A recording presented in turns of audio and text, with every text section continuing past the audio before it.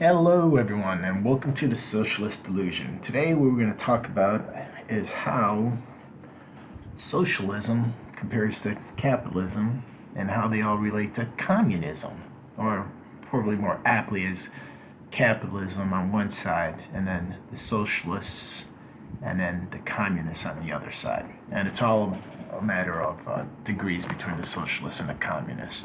But in the end, they're both about lack of freedom, lack of choices, and telling you what to do and how to do it.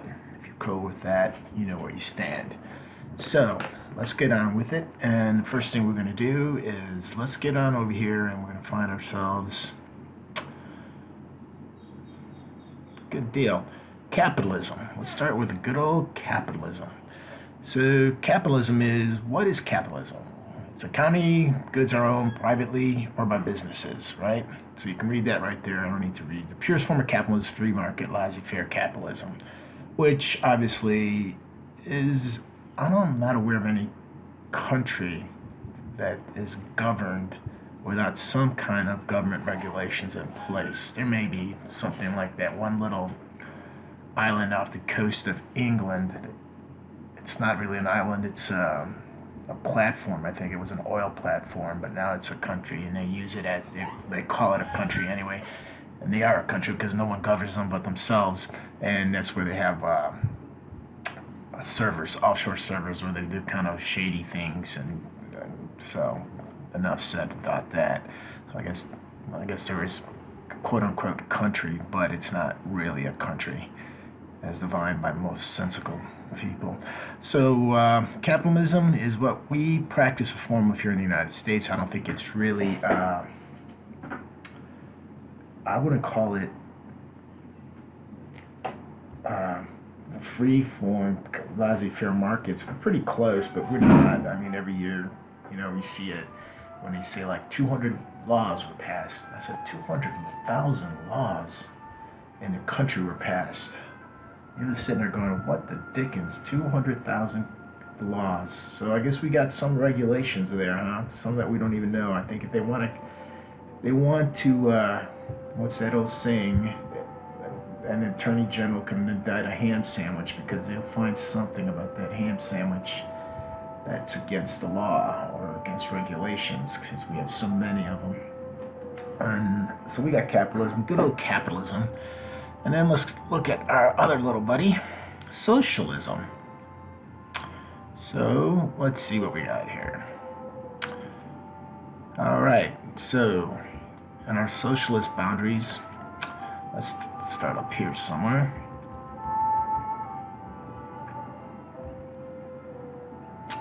Oh, that's beautiful. I guess we just lost it. There we go. Socialism. What's the difference between communism and socialism? We'll get that in a minute, but I think the part that I wanted to talk about, and so what we're going to do here is, I think there's a huge problem that no one can really define what capitalism is, what socialism is, and what communism is, because I think a lot of people use socialism and socialism and communism as the same thing, but they're not in actuality. We'll get into it a little bit more. So we want to have clear. I think what's happening here is that we're talking past each other as people, and so we have to have a firm idea of what these terms mean to actually have a real discussion with each other, and the same starting point, so that way we can agree on things or disagree on things, what have you. And so with socialism, basically, and we're looking at this, this is Investopedia, so you can go to .com, Investopedia.com, and you can look it up for yourself also, or just, do a regular Google search. But I think the more I look at it, the more there is, more you see similarities between them. So this is really interesting because I really like this part, because everyone says that the United States is not a socialist country, but in actuality, some facets of our country are very socialist. Their social policies are socialist, and people are just not happy enough that where we're at. And this is interesting to me because people always say, oh, this, you're just a damn radical right-winger. No, I'm not a right-winger. Well, I'm more of a libertarian than anything else, truth be told. Where is this part that I'm looking for? It's really kind of funny because this guy is kind of a tongue-in-cheek writer, whoever he is. Oh, I had it there too to start out the thing. Blah, blah, blah. Where are we? Socialism, Marxism. Right. And so basically, oh, here we go. So it talks about how we're not, everyone's like, whoa, woe is us. We should be like Denmark or Norway, one of those Scandinavian countries that only have 5 million people in their country. And they still charge, this is the get-go of it all, guys. You guys want socialism, okay, this is what it costs. There is no progressive tax in Norway. Everyone pays, I forgot, something like 60% or 57% or something like that. And that, if you make 10,000, you pay 57%. If you make 100,000, you pay 57%. That's it. It's just an across-the-board tax, which obviously, if you think about it, if you're paying 57% of 10,000, that leaves you 4,300. And if you pay 57% at 100,000, that leaves you 43,000. So it's still, everyone pays the same amount percentage, which I think is great, because that way you're kind of motivated to make more money and create more stuff if you want to move into that. Because you're actually, if you're making $100,000, you're probably having economic inputs, outputs of in the tens of hundreds of thousands. And so, vitamin helps your economy. And you can see that, and these Norwegian countries or Scandinavian countries are not socialist. They're actually democratic capitalist countries with some socialist policies, and 57% tax rate, I think, is what I read. But you look at the United States, we have our own socialist tendencies, right? We have minimum wage, pensions, Medicare, education, primary education, even secondary education for all purposes is free. If you don't make enough money, you can get the loans. If you make too much money, and you're really in trouble, you end up spending $250,000. Oh man, education. Is that a bamboozled going on? What other industry has had double digits gains for the last 27 years? Is it 27 or maybe 37? I gotta look that one up again. It's like 27 years, I believe. And what's the cause of this great product that's being delivered that people just want more and more of it? Or is it this idea that without a degree you cannot be successful in America? I think it's a bill of goods, and I have a degree also in the healthcare field as a professional, and I just find it. I think it's amoral is what they're doing to this generation and previous couple of generations. So Congress came along and all their brilliance, they passed a law that states that everybody, you can get school loans. Hooray, I can get a loan. Good. You're going to be subsidized interest. Yay! Great things for everyone. Oh yes, but you can't ever go bankrupt. This loan will follow you for the rest of your life until you pay it off. You are indeed indentured servant to this loan. You will work your mid-20s, your 30s to pay off, maybe into your 40s, to pay off this loan. Welcome to servitude of the loan. And that's why they got away with this double-digit increase, right? So you don't see the faculty increasing that much. What you do see is this huge burgeoning bureaucracy at every level of the universities, right? And so what one person can do now takes 20 people, and you would think if you have one person, then you got 20, that you would have a corresponding increase in the amount of registrants in the university, but that's not the case. It's directly attributed to these double-digit inflationary increases of higher education. Is directly attributed to the inability for students to not be able to declare bankruptcy on their student loans. Because now all the lending institutions say, oh, hell yeah, we got these guys for 20, 30 years at 4%. That's not bad. Beats the United States Treasury bill that's 1.5% or 0.7%, whatever it was, a few years ago. And so now we're looking at these poor kids. They're not kids, young adults that are just proverbially got shafted. And everyone's cool with it. They're cool with letting someone stack up $75,000, $100,000, $125,000, $150,000 in debt because they know they have to pay this off. There's no getting out under it. Okay, it's not like you guys a business and you write it off as a business.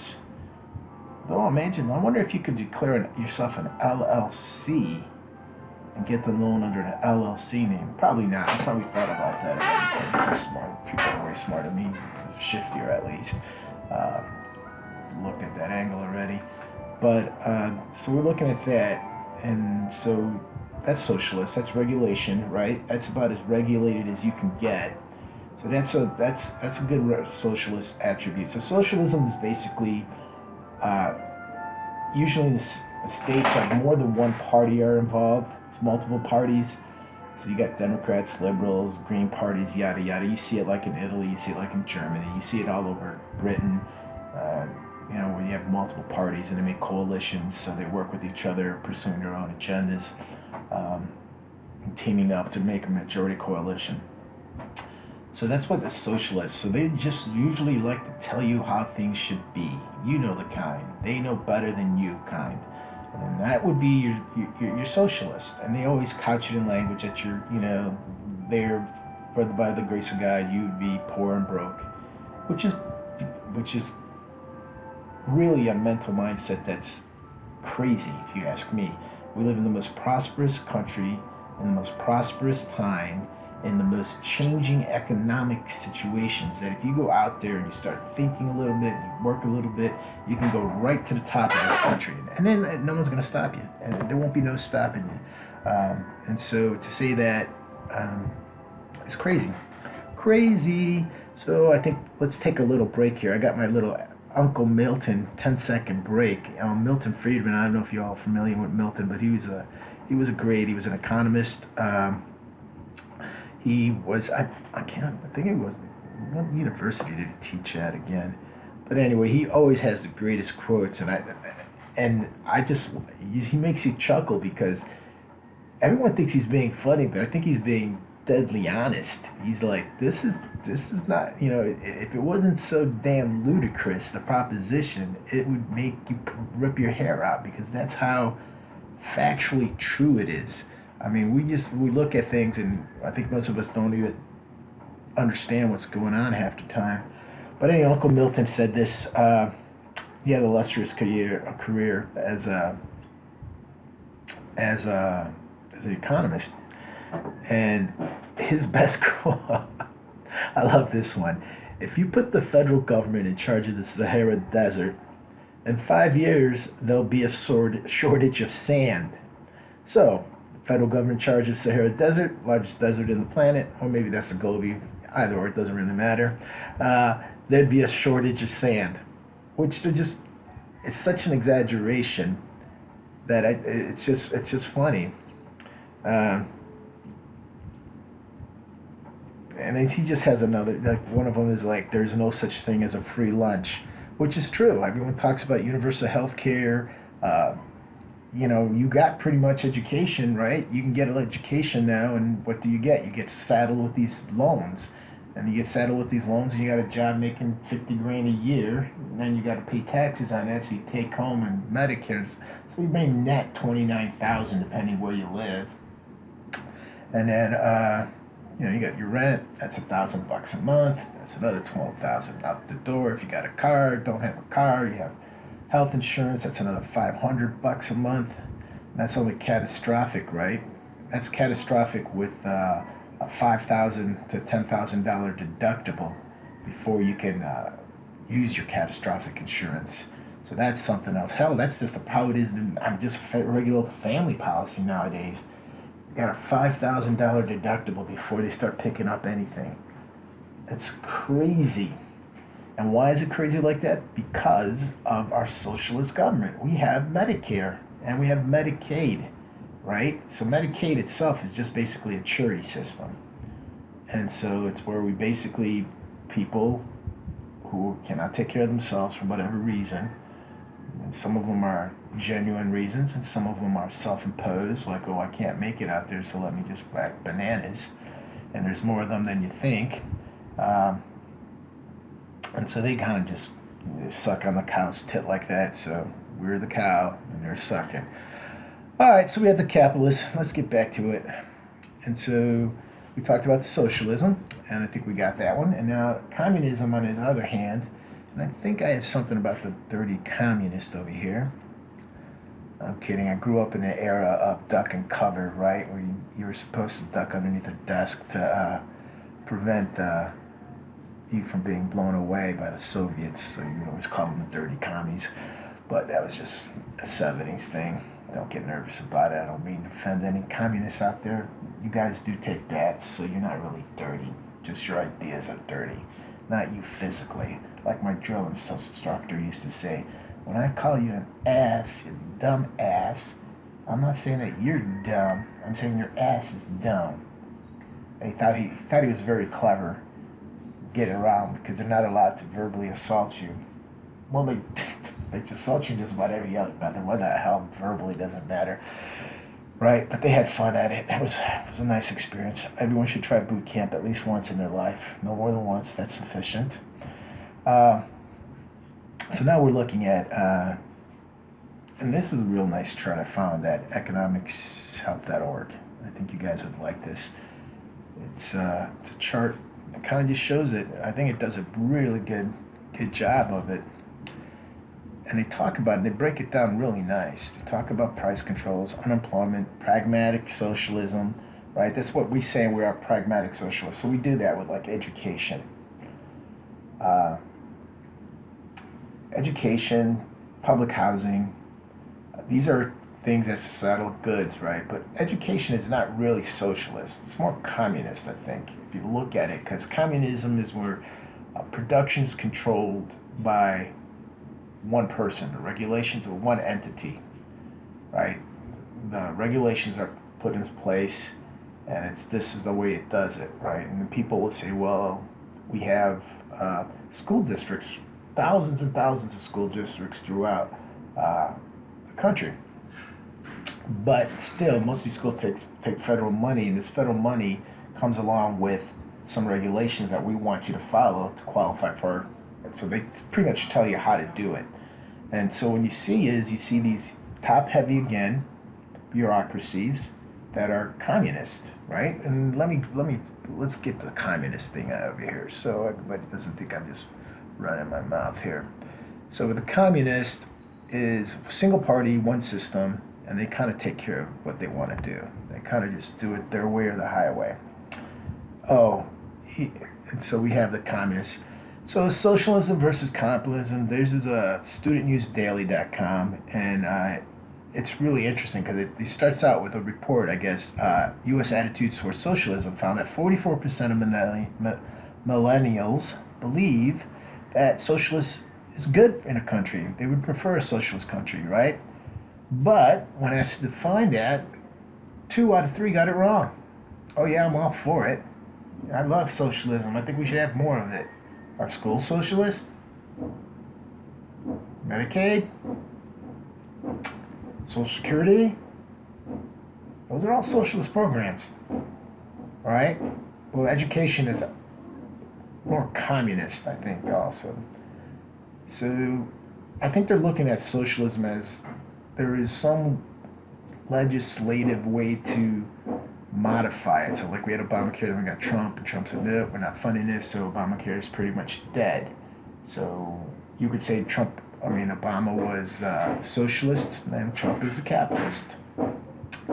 And you could argue, well, yeah, and we're not arguing morality here, we're arguing is it fiscally sound policy, See, because once the golden goose is dead, the goose is dead.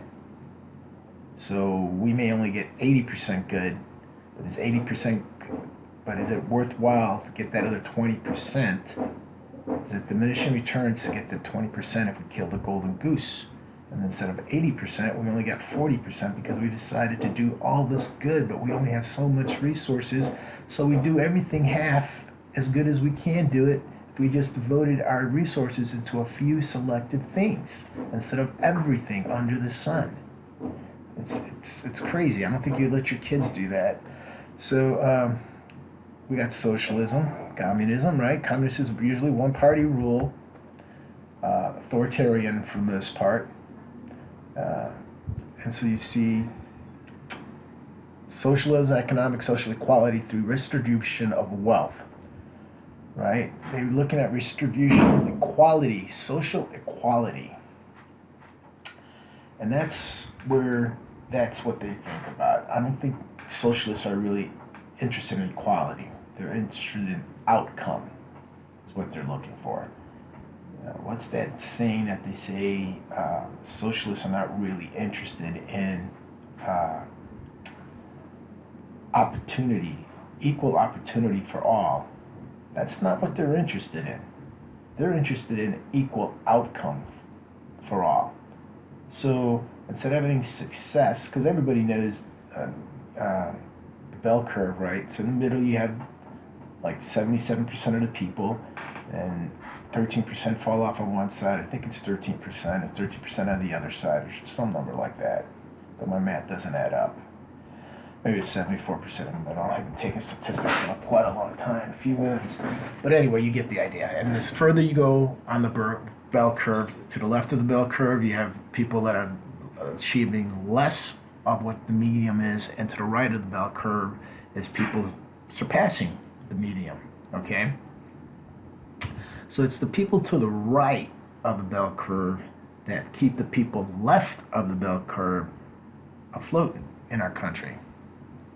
But they want to take everything from the right and combine it with everything from the left. And not only that, because we're combining these two things together, we're taking that curve that was there in the middle and we're moving that whole curve to the left, to less than, because of adding all these things together. It's really interesting, and if you put it in perspective like that, I think people will kind of, what? No way. Yes, there's a reason why some people are NFL, some people play baseball, some people go to Yale, unless your parents are buying your way into it. That happens too, as we just saw, right? We just heard that whole scandal that's breaking out in the U.S. about parents spending hundreds of thousands of dollars to get their kids into school, which I thought was kind of hilarious, because that you could tell these, I don't know what, you got to be an idiot parent. That was my kid. They're going to damn JUCO college down the street, the City College of Los Angeles or Chicago, or they have something. And nothing against city colleges, everybody. I picked up a couple of classes there when I was starting back in my college career again that I needed to take. So we're looking at that, and so we have socialism versus capitalism versus communism. I think we kind of meant it, right? Centralized control communism, no choices, one size fits all. Maybe you get two colors, you get brown and you get yellow, or you get brown and white. Choose. You don't like it, too bad. And then, so you got one kind of car, that's it. Just ask the Soviets. They made a lovely car back then. And then this goes back to Orwell. This is very Orwellian when you start reading this. And if you guys haven't read George Orwell, Animal Farms, I suggest you read it, because it's really, really applicable to what's going on with the mind state of our politicians nowadays, right? We have this, all us piggies are equal, but some of us are more equal. And that's kind of how they're doing it to us right now, right? You have the political class that goes there broke and comes out multimillionaires, right? The Clintons, we came out of White House broke, but 2 years later we're worth $50 million. Whoa! How many lectures was that? How many book deals was that? How much then we made the Clinton Foundation?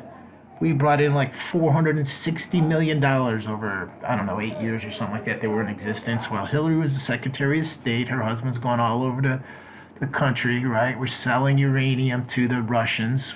I think the biggest, the Russian was Hillary, right? And they go, oh, well, we had 7 other people. Well, Hillary, did anybody else get a $40 million contribution to their charity foundation that only gives 7% of their total to charity in actuality and writes off the rest as expenses? No, of course not.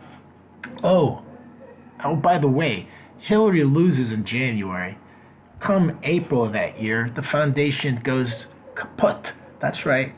The Clinton Foundation, quote unquote, is out of business because obviously Hillary has no more political clout when she was a senator and Secretary of State, right? But hey, you can't. They walked away with $300 million in their pocket, so never built anything, never contributed to society in a meaningful way. Not $300 million worth, at least, right? Because if you're worth $300 million in America and you did it like the way you're supposed to do it, building something, creating something, providing services for somebody, they say, yeah, we want this, right? That's the difference between a capitalist and a socialist / communist like Hillary Clinton. She's happy taking the money, telling you how to do it, little piggy. Remember, all piggies are equal, but some mega piggies are more equal than others. So Hillary will sit there and she'll tell you, hey, that's true. All little piggies are equal. So that's how Hillary Clinton does it. That's how they made their money. It's really interesting now. All right, so we got this, right? We have countries embracing each system. So we got this, and I think this is really interesting because they call these socialist countries, but I don't really think they're socialist.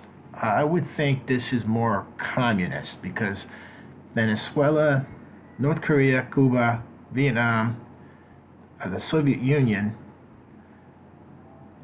they were all one-party states, right? And then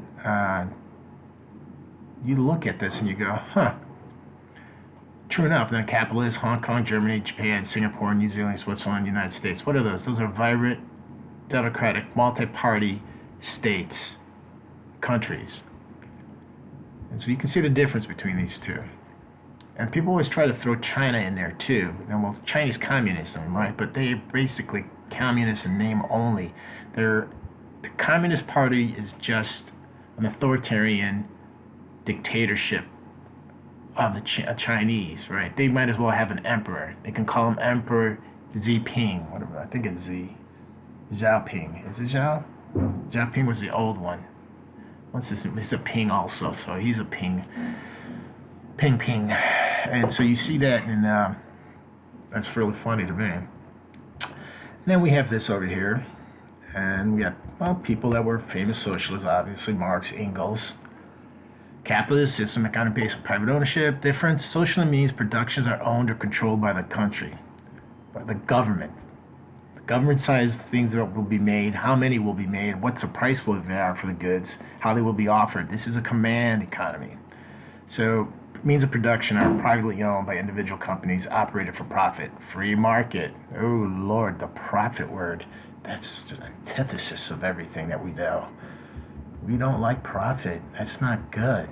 Without profit, there's no charities. Without charities, a lot of people suffer. And if you think the government knows what to do, which I think most people get that wrong. So you got some great old capitalists like Margaret Thatcher, Ronald Reagan. All right, so let's do another Uncle Milton book. I think this one's pretty funny too.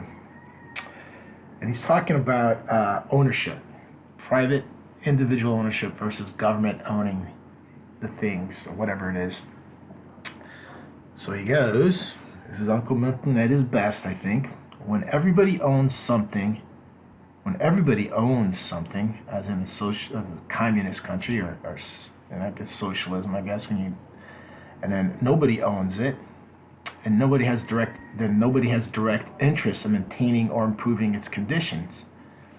And you would say, well, that's a lie. That is a lie. Well, let's put the test to the pudding. If everybody owns it and nobody's responsible for its upkeep except people that you're hiring to upkeep it, but they have no pride of ownership, what happens?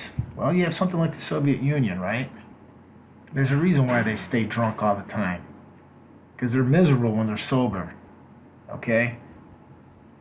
If they were sober and they saw what the hell's going around them, they're misery. They're in misery. So then you look at the United States, right? We have public housing. Look at the fiasco that is.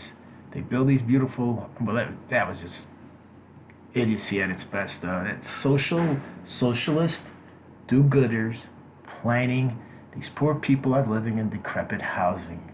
Let's build some beautiful skyscrapers and stick them in there, right? And we're still spending multiples of millions of dollars a year to keep up these buildings, but they pretty much look abandoned, right? And it's the biggest misnomer, and I love how socialists always name things. In Chicago, where I'm originally from, we had this public housing, probably, I want to say maybe like 18, 20 high-rise buildings. Each building was probably about 30 stories tall, maybe a little less, but I would think 25 to 30 stories tall. And it was public housing called Cabrini Green. Ain't that nice? Nice sounding name, Cabrini Green. And you look in there, and there was nothing green. The grass fields between the buildings were dirt. The play lots were decrepit, built down. The elevators weren't working. How'd you like to be the person living up there? Police could not even enter this unless they went in there and as a crew of 3 or 4 of them at a time. Drugs rampant, crime rampant, hideout for notorious gangs, gang distribution, drug distribution sites for the near west side of the city, all there. It was basically hell on earth, basically. And that's a government program. And you got to ask yourself, okay, did they just abandon these buildings? Nope. They were spending tens of millions of dollars, quote unquote, on the upkeep of these buildings, right? HUD. And obviously the money was going somewhere, but it wasn't going into the upkeep of these buildings.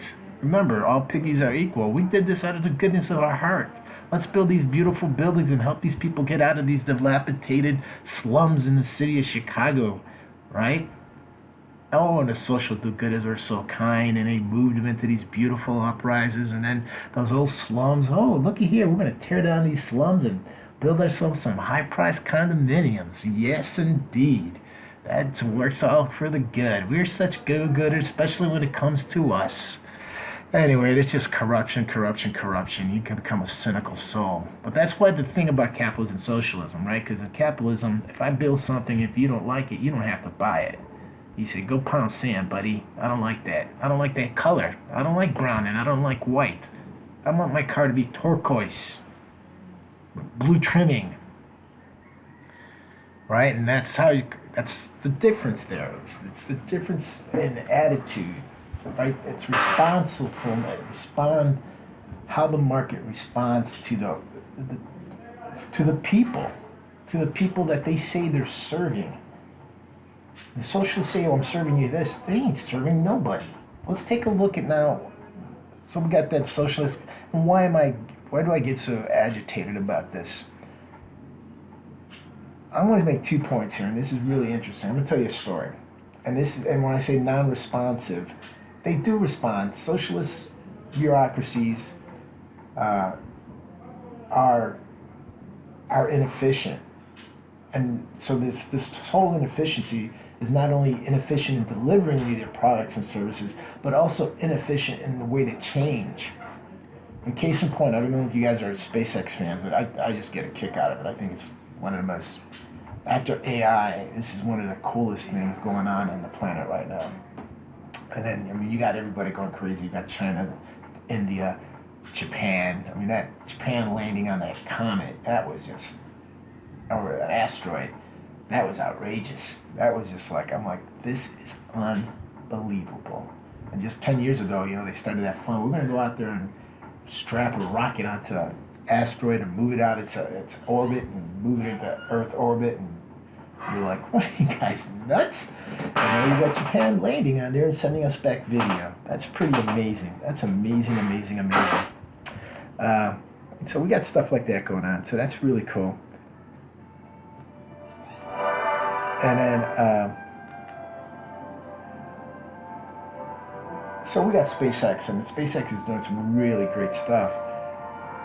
And you see them, and they're they're testing out this new engine. They developed an engine that, I've read the article, but I'm not a rocket scientist, obviously, so I kind of got the gist of it. But basically, they mixed the fuel differently than previous models of engines. They thought it was, they really thought there's no way you're gonna make this work, and these guys did it because they're pretty bright, obviously. And well, SpaceX works really in conjunction. It's like a joint venture with NASA, right? So they're developing these rocket technologies, and they're able to do what NASA pretty much ground to a halt. NASA hasn't put somebody in space since the space shuttle was grounded. Right? We've been flying up with the Soviets for the last decade and a half. That's kind of embarrassing. Right? We're always talking about how proud we are. Now it takes a private company, an individual who has a vision, builds his company with his own money, almost goes bankrupt doing this, right? And he gets it done. Gets a contract for NASA, becomes solvent. And we're on the verge of putting people back in space, launched from the United States. That's remarkable. That's great. But the point of the story is that they've developed this new rocket engine. They're using it for the Falcon Heavy. And so they're building this new rocket engine, and the first time they tested it out a couple of years ago, NASA is always there because they're partners with them, so they kind of, I guess they got to be there and they watch them, I guess, so they can take some kind of credit.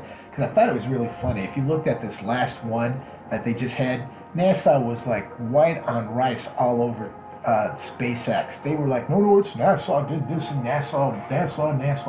And I said, damn, all you guys did was you had the damn the launch pad at Cape Canaveral that's been sitting empty for the last decade, growing weeds, and SpaceX leases it from you. And now you're taking credit for everything. It's a SpaceX man who's controlling it, right, out of California. They're running it. They built it. They built the rocket ship. And so now we have all this stuff going on, and SpaceX is like, what the heck? So we have SpaceX, you got that Bell rocket engine, and this comes to responsiveness, right, between the capitalist system and the socialist/communist system. Responses to people's demands, people's needs and requirements.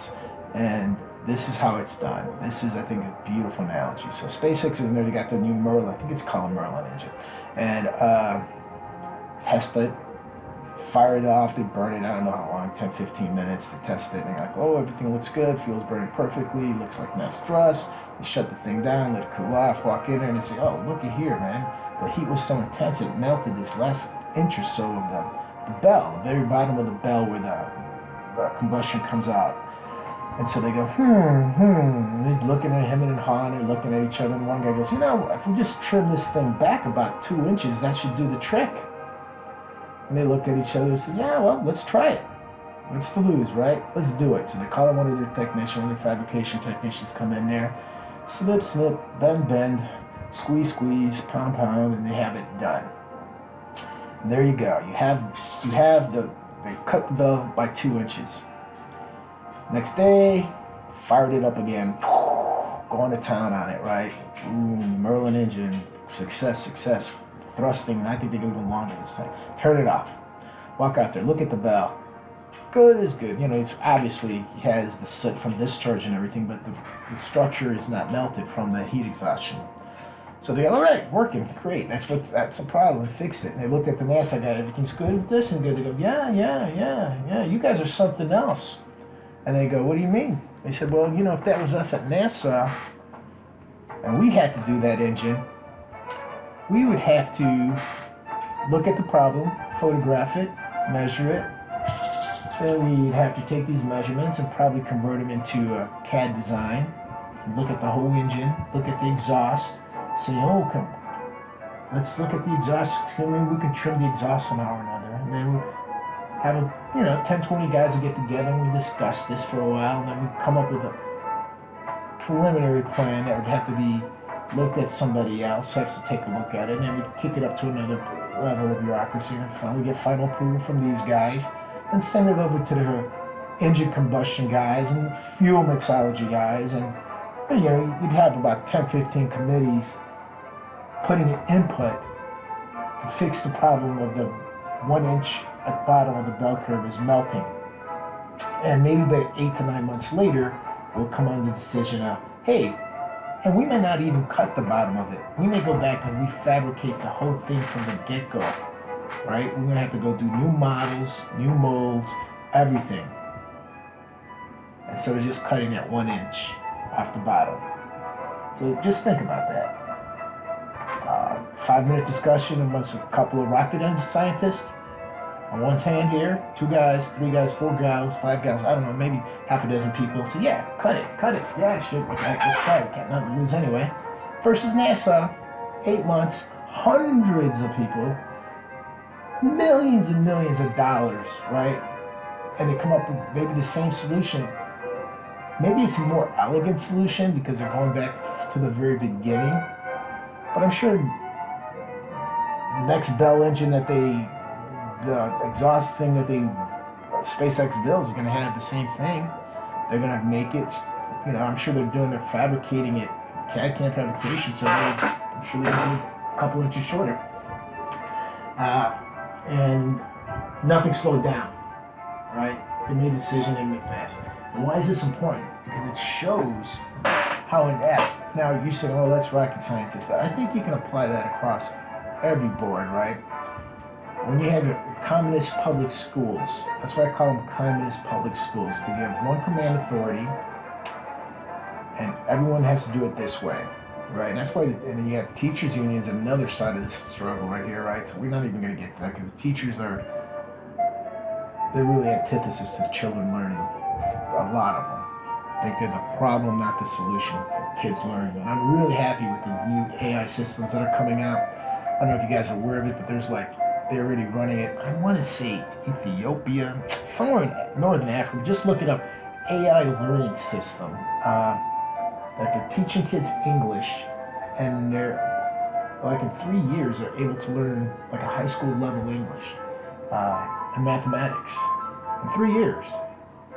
And so I think teachers are, if you got kids or grandkids or you yourself are thinking about being a teacher, I wouldn't be a teacher anymore, especially at an elementary level, because I think that's going to be something where you become more of a babysitter, and I think you're going to be commoditized down. I mean, if you got a smart AI program that evaluates a kid, it's able to see what kind of learning method he's, you have visual learning, auditory, kinesthetic learner, and so that's going to be integrated into the assessment process when they're assessing a child, and it's going to be uniquely formulated for them, so they're going to carry them along at their own pace and interactions at their own pace, and they'll be able to assess their specific deficits that are holding them back and address those deficits from the different modalities to treat the issue. And so when you're going to see that a lot of this implementation, I think you're going to see teachers, especially elementary teachers, are going to be things of the past. They're going to be more of, more high-level functioning kind of stuff, right? So when you get to abstract thoughts, but the simple things like, well, I guess division could be abstract if you're doing it in your mind, unless I'm telling you to write it down. But the simple reading, writing, arithmetic stuff, geography stuff, history stuff is going to be AI taught, and kids can probably get through school in 4 or 5 years and have a high school education, and probably better than the kids that spent 9 years of their lives stuck in schools with teachers that really are there for a paycheck. And let's not get on the paycheck thing. They're always asking for more money. I mean, talk about some of the most spoiled people on the planet. You're a teacher in California making 90 grand a year, 83 grand. In Chicago, you're making 70 grand. Suburbs making 60, 50,000. I don't care if you're only making 40 grand a year. You're making 40 grand a year, and you're literally working 200 days out of the year. 200 out of 365. So you're basically working 2/3 of the year. The rest of us are lucky to get a week off. And then you cry, oh, but our pay's so bad. Bullshit. Talk to the guy working at Walmart. Talk to the guy at the one of the Amazon distribution centers. FedEx dude. The auto mechanic guy. The oil changing guy. Fireman. Policeman. Everybody else is out there. They don't get 165 days off a year. And then when you work, you only actually in face-to-face time is what, 5 hours, 5.5 hours face-to-face time out of your 8-hour day. We got an hour for our lunch, and then we got another hour for setting up our schedule, right? And you got half an hour to, I guess, walk to and from the lunchrooms. I don't know what the heck. But you see it, and you see what I'm talking about, and everybody goes, communism, right? That's a communist thing. Inefficient. Why are we still following an agricultural society education schedule when 90% of us are non-agricultural? The reason why I had all this time off was because we had agricultural duties, and then that kind of just was inlaid into the system. It makes no sense that we teach kids for 6-7 months, and then we give them off 2.5 months, and then you got to start off again repeating some of the stuff that you learned 2.5 months ago because you haven't used it, and you're only 8. You're off goofing around, and you may remember 20% of what you learned, so there's still 80% of it still left out there. So maybe we should have some reform there. But don't look at it to happen because it's a socialist. We know what's good for you, little piggy. Don't you worry none. Attitude that they have with us, and so we look at that. And that's dumbfounding to me. Literally dumbfounding to me that we have that problem. Still today, but I think we're seeing a resolution to that. When those AI programs within the next decade, by 2025, I think teachers will be in a serious world hurt. A lot of people too, truck drivers, cabs, Ubers, guys, all that stuff will be off. Make your money with Uber now as you can, because 7 years from now, imagine socialist do-gooders will put you in at $15 an hour and so the poor schmo who now pays $10 to get to work and back will have to pay now $20 to get to work and back, to have you sit in the car, because it's against the law to have a self-automated car without a driver present in case something goes wrong.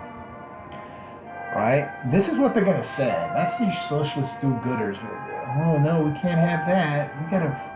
These things, if something goes haywire, we gotta make sure we're there.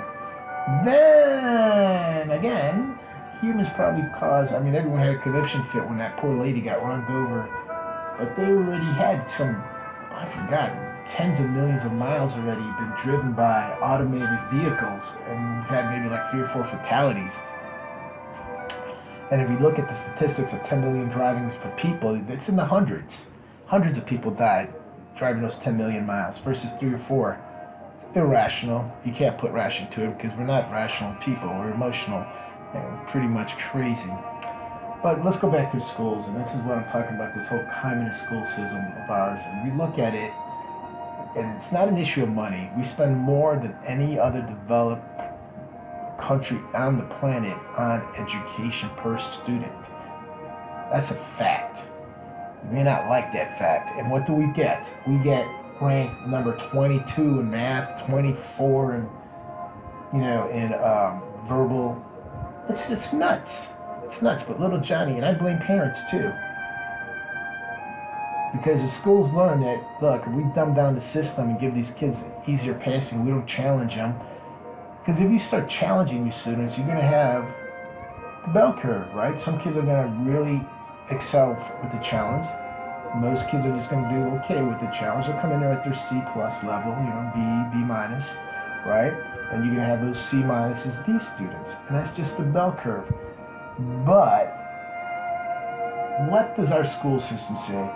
We don't really care about achievement. We don't want to make little Johnny or Susie feel bad. So they already know they're dumb as a box of rocks, right? But no one's really addressing that because they don't want to hurt their feelings.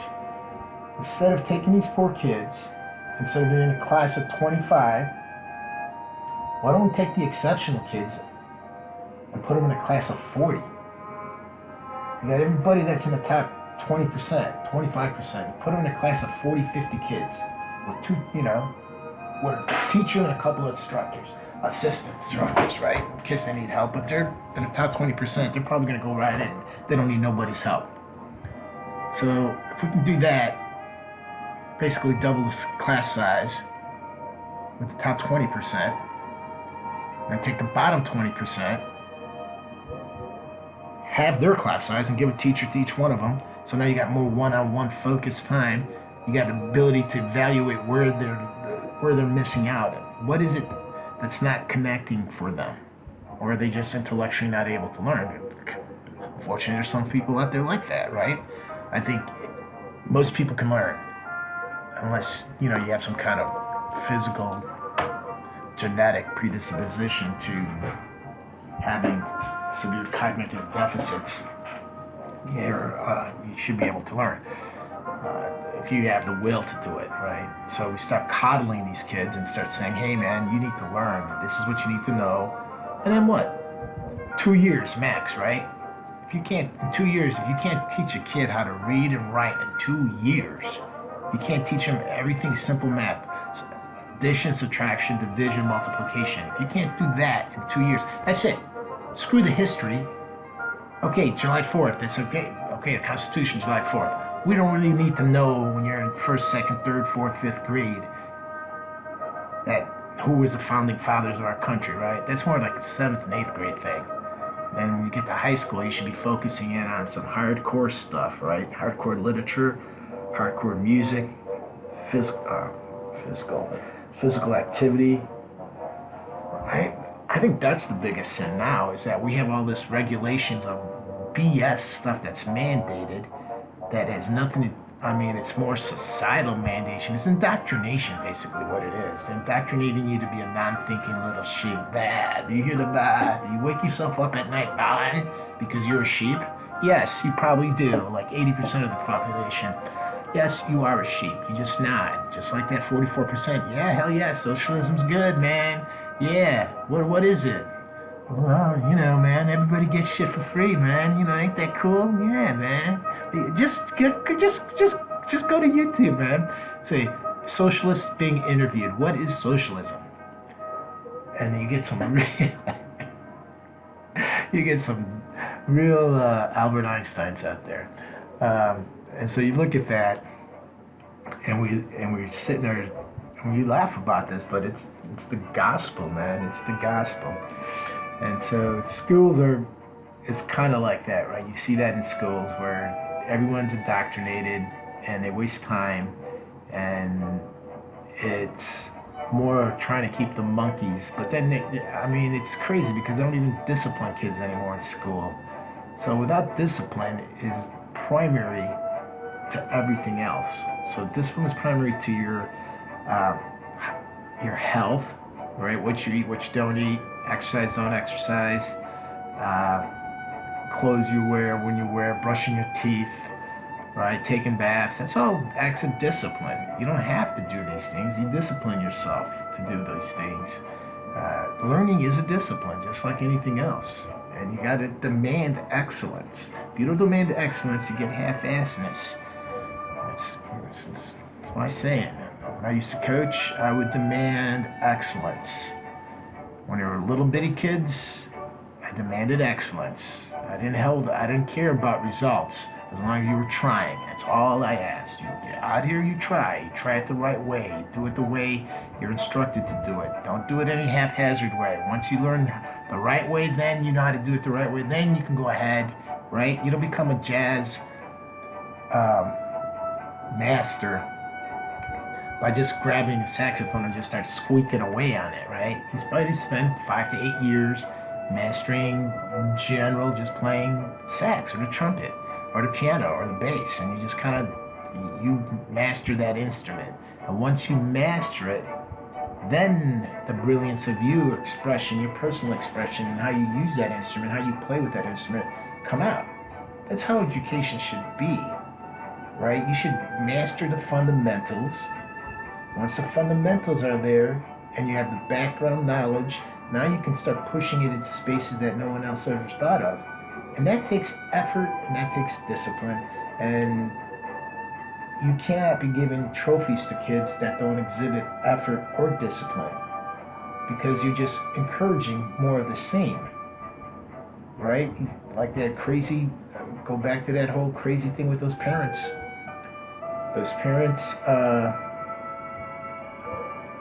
Parents talking about the dang kids. It's craziness. Let's look at something else. I want to show you something here. on list of socialist countries. This is my favorite, and I think they're really wrong on this. Wikipedia. Sometimes I wonder who the hell who's editing these things, because they really don't. I mean, it's wiki, so you just go list of socialist states, right? And you figure, okay, well, that's wiki. There's some kind of, a lot of times, I really get it.